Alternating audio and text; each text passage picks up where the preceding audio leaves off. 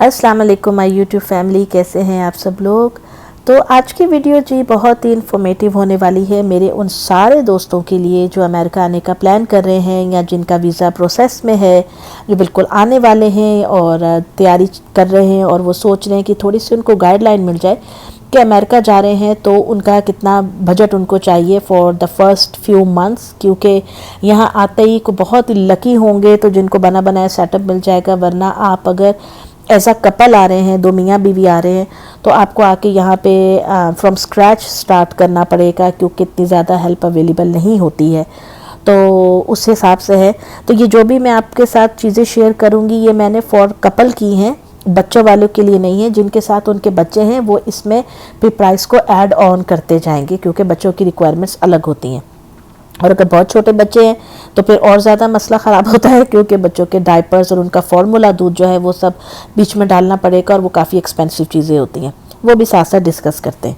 तो चलें जी, अभी का जो हम आपको 1 महीने का मैं प्लान बता रही हूँ कि एक्सपेंसेस कितने हो सकते हैं यूएस के अंदर आपके 2 लोगों के, उस पर एक नज़र डाल लेते हैं।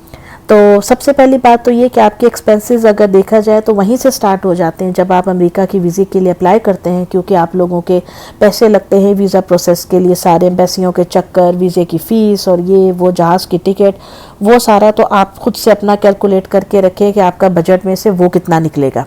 आप किस एयरलाइन से आ रहे हैं, किस सीज़न में आ रहे हैं, क्या हिसाब किताब है, कितनी टिकटें हैं, कौन सी क्लास की टिकटें हैं, और ये सब कुछ तो आप अपना जो है ना इस चीज़ में से अलग ही रखें। अब आ जाइए कि अमेरिका आते हुए आपके पास कितने पैसे होने चाहिए जिससे आपका 1 महीना तो निकले।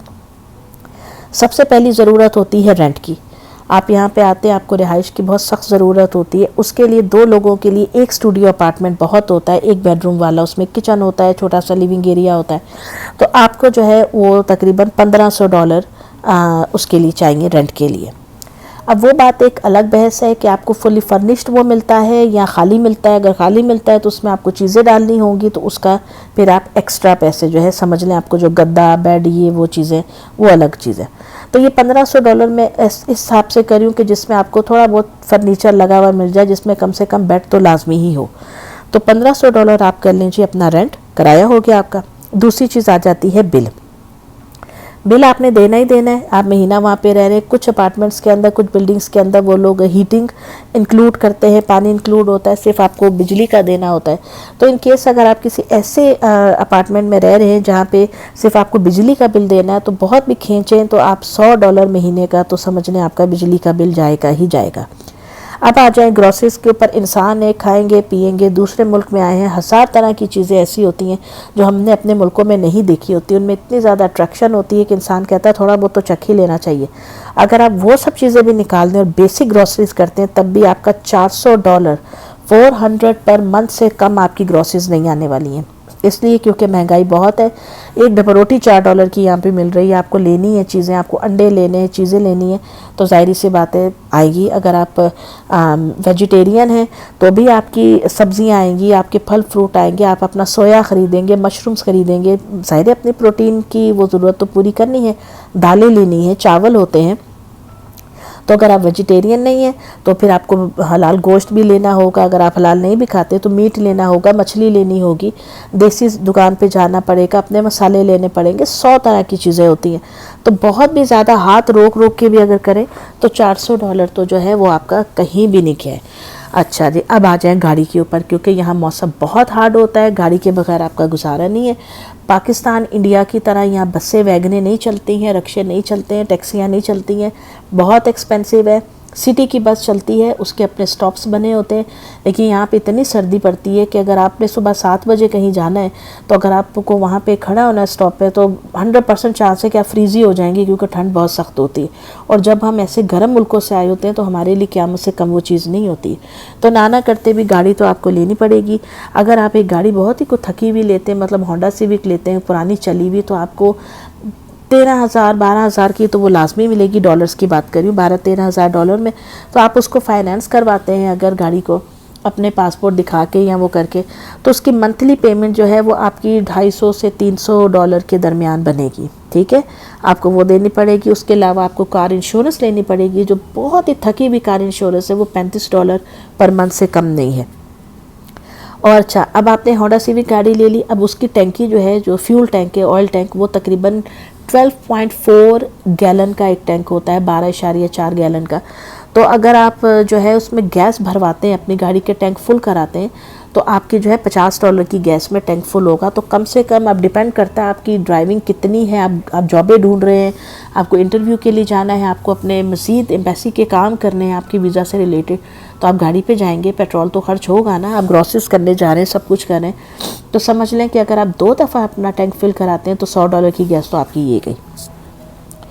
उसके बाद आ जाते हैं जी टेलीफोन के ऊपर। टेलीफोन के बगैर गुजारा नहीं है। आप यहाँ पे आके फ़ोन ख़रीदते हैं तो कम से कम थका हुआ फ़ोन भी आपको $100 का तो लेना ही पड़ेगा। $100 का आप एक फ़ोन लेंगे, और 2 लोग हैं तो $200 के आपके फ़ोन हो गए। उसके अलावा डिफरेंट किस्म के टेलीफोन के प्लान्स होते हैं। 1 लाइन महंगी होती है, 2 लाइनें सस्ती होती हैं, 3 उससे भी सस्ती हो जाती हैं। तो अगर सबसे सस्ता वाला प्लान लेते हैं, जिसमें आप समझे धक्का स्टार्ट प्लान है, तो वो आपको $45 पर मंथ पड़ेगा। और थोड़ा अच्छा लेते हैं तो $85 पर मंथ पड़ेगा। अनलिमिटेड इंटरनेट एक्सेस होती है उसके अंदर, टेलीफोन के अंदर, और डाटा जिसे हम कहते हैं। तो वो सारी चीज़ें वो आपको अपनी औकात के हिसाब से एडजस्ट करनी पड़ेंगी, जितनी आपकी गुंजाइश है, जितनी आपकी बजट इजाज़त देता है। पसली है आपकी उतनी, सीधी सी बात है। चलें जी, समझे आपने $45 वाला ले लिया, सबसे हल्का फ़ोन चाहिए अपने पीछे जो रह गए उनसे बात करने के लिए। यहाँ जो आपने आगे फर्दर करना है काम, वो उसके बाद आ जाए इंटरनेट पे। अगर आपके पास घर में इंटरनेट नहीं है, आप सर्च कैसे करेंगे? कंप्यूटर तो आप पाकिस्तान, इंडिया से ले आए, अपना लैपटॉप, इंटरनेट भी तो चाहिए। तो सबसे सस्ता इंटरनेट जो है, जो चल रहा है गुजारे लायक, वो समझे आपको $75, $75 पर मंथ आप उसका रख लें। ठीक है। अगेन ये सारा जो प्राइस रेंज है, ये state to state, city to city और आपके इलाके के हिसाब से वेरी कर सकता है। इसलिए ये मैं पहली डिस्क्लेमर दे दूं कि मुझे ये नहीं कहे कि जी हमारे यहाँ तो इतना है तो हमारा यहाँ इतना। हर स्टेट का अलग होता है। मैं अपनी स्टेट के हिसाब से बता रही हूँ, मैं विस्कॉन्सिन में रहती हूँ। अच्छा जी, इंटरनेट हो गया। अब आ जाए आपकी मेडिकल इंश्योरेंस। मेडिकल इंश्योरेंस के बगैर यहाँ गुजारा नहीं है, वो तो आपको लाजमी लेनी है। तो मेडिकल इंश्योरेंस जो है सबसे सस्ती वाली, जो ब्रॉन्ज रेट में आती है, ऐसे होता है ना, ब्रॉन्ज होता है, गोल्ड होता है, प्लाटिनियम होता है, इस तरह करके। तो ब्रॉन्ज सबसे सस्ती वाली तकरीबन $264 की, $265 की वो आएगी एक बंदे की, और हाईएस्ट $500 की है। बीमारियां सबके साथ लगी हुई है, पराया देश है, कभी भी कुछ भी हो सकता है, तो इसलिए आपको इंश्योरेंस तो लाजमी ही लेनी पड़ेगी। तो समझेंगे अगर एक बंदे की 264 है तो आप इसको 2 दफ़ा कर लेंगे तो आपका जो है ना हिसाब किताब हो जाएगा। अच्छा जी, ये सारी चीज़ें होगी। इसके अंदर अभी हमें ये पता नहीं है कि अगर आप जो अपार्टमेंट लेते हैं उसमें लॉन्ड्री शामिल है या नहीं है। अगर आपको अलग से लॉन्ड्री करनी है तो उसका आपको पैसे, सारी सी बात है, उसका अलग से बजट रखना है। फिर आप आते हैं, कभी थोड़ा मैकडोनल्ड खाने को भी दिल करता है, कुछ KFC भी है, ये वो 100 चीज़ें। तो ये सारी चीज़ें हटा के भी अगर मैं करूँ, सारी चीज़ें हटा दें, बिल्कुल बेसिक अगर आप जा रहे हैं ना, बिल्कुल बेसिक, और आप आए हैं, तो आप अपने साथ कम से कम $3200 तो आपके पास एक महीने का खर्चा तो लाजमी होना चाहिए। $3200 एक महीने का करके। और अगर आपको नहीं पता आप आएंगे आपको जॉब कितने अरसे में मिलेगी, 1 महीने में, 2 महीने में, 3 में, 4 में, तो इतना पैसा तो आपको साथ लाना है कि आपको किसी के मोहताजी न हो। क्योंकि ये आप भूल जाएं कि आप यहाँ आएंगे और गवर्नमेंट कहेगी आ जाएं जी, हम आपको अभी से आपका राशन कार्ड दे रहे हैं, हम आपको ये दे रहे, कुछ भी नहीं मिलने वाला। बहुत हार्ड टाइम होगा, स्टक हो जाएंगे, ज़हनी मरीज़ बन जाएंगे, एक दूसरे से लड़ते लड़ते मर जाएंगे, क्योंकि यहाँ जॉबें बहुत मुश्किल से मिल रही हैं। अब देखना पड़ता है इंसान को कि आप वहाँ से कितने प्रोफेशनली स्किल्ड होकर आए हैं। लाइक आप IT के हैं, आप डॉक्टर हैं, आप क्या हैं, वो फिर बातें बात की हैं। मतलब मैंने आपको सिर्फ एक नक्शा खींच दिया कि आपका ये बेसिक चीज़ें तो हैं ही हैं। अगर आप डॉक्टर भी वहाँ से बनकर आ रहे हैं ना, तो आपकी वो डिग्री यहाँ पे एक्सेप्टेबल नहीं होगी एज इट इज़, जब तक आप इनका अमेरिका के सिस्टम के मुताबिक तैयार करदा टेस्ट है वो पास नहीं करते। तो वो फिर बाद की बातें हो जाती हैं। तो जो भी मेरे बहन भाई, मेरे दोस्त अहबाब, जो भी ये वीडियो देख रहे हैं, आप लोग जो आना चाहते हैं आएँ, मोस्ट वेलकम ज़रूर आएँ। लेकिन इसे सोने की चिड़िया समझ के मत आएँ कि हम जाएंगे तो हमारे लिए पता नहीं आगे क्या दरवाजे खुले होंगे। हार्ड टाइम्स हर जगह पे मिल सकते हैं। You have to be prepare ahead. आपको पता होना चाहिए कि हमारी कितनी गुंजाइश है, हमें कितना हार्ड टाइम मिल सकता है। अगर आप लोग समझते हैं आपका इतना बजट है कि आप जो है इतना पाकिस्तानी या इंडियन रुपीस को डॉलर्स में कन्वर्ट करा के ला सकते हैं जिससे आपका अच्छे से गुजारा वहाँ कम से कम 2 महीने तो चल सके। महीना तो ज़हन में रखे ही रखें, क्योंकि उसके बाद आपको कहीं जॉब मिलती है नहीं मिलती है। अगर आपको गैस स्टेशन पे मिलती है तो $16 पर आवर से ज़्यादा वो आपको क्या देंगे। और फिर उसके ऊपर दूसरे मसाइल ये होते हैं कि आपको मिल रही है, आपकी वाइफ को नहीं मिल रही है, तो फिर आप कैसे मैनेज करें। क्योंकि अगर एक आदमी गैस स्टेशन पे काम कर रहा है तो महीने का उसको बामुश्किल $16 पर आवर देते हैं, फुल आवर भी नहीं देते, तो वो कितना कमा लेगा। वो $2,200 $2,800 $2,500 पर मंथ कमाता है।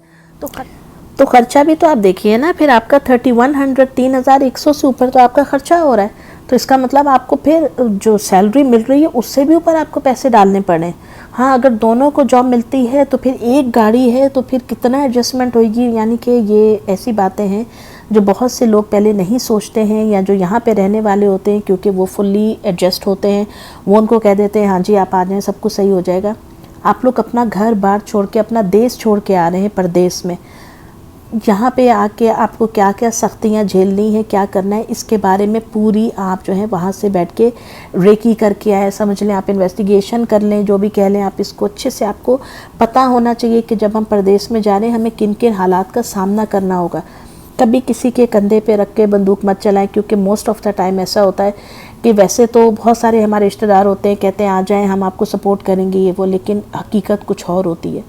खैर, वीडियो आपको कैसी लगी ये मुझे कमेंट बॉक्स में ज़रूर बताइएगा, और दुआ में याद रखिएगा। मुझे आपके कमेंट्स का इंतज़ार रहेगा। चैनल को लाइक एंड सब्सक्राइब करना बिल्कुल नहीं भूलिएगा, और मुझे कमेंट बॉक्स में बताइएगा आप किस टॉपिक पे मज़ीद वीडियोस देखना चाहते हैं अमेरिका के बारे में। मिलूँगी नेक्स्ट वीडियो में, तब तक अपना ख्याल रखिएगा दोस्तों, दुआ में याद रखिएगा। अल्लाह हाफिज़।